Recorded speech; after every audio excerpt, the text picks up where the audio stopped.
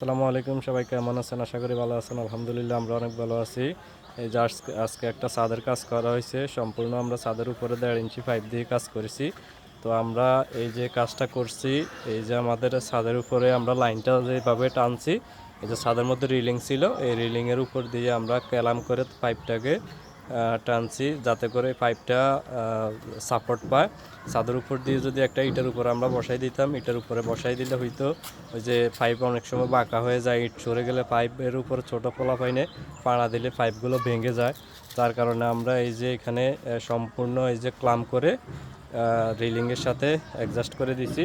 এতে করে তো এই যে আমাদের পাইপগুলো ছাদে রিলিংয়ের সাথে হ্যাঙ্গিং করে দেওয়ার কারণে, ক্লাম করে দেওয়ার কারণে পাইপগুলো ভাঙার এবং ফাটার কোনো সম্ভাবনা থাকবে না। এই যে দেখতেছেন, এটা এইরকম অবশ্যই আপনারা কাজ করবেন। এইভাবে কাজ করলে আমাদের ছাদের উপরে পাইপগুলো অনেকটাই সেফটি থাকবে। তো এই পাইপগুলো যখন সেফটি থাকবে, আপনার এইভাবে ওয়ালের সাথে বেঁধে থাকবে, তাহলে পাইপ আর বাঁকাও হবে না। এবং কি আপনার এই যে পাইপ যেমন বাঁকা হবে না, তেমনি পাইপ ভাঙার কোনো সম্ভাবনা থাকবে না।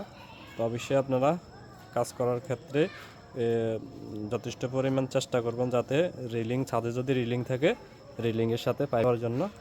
ওকে, ধন্যবাদ সবাইকে।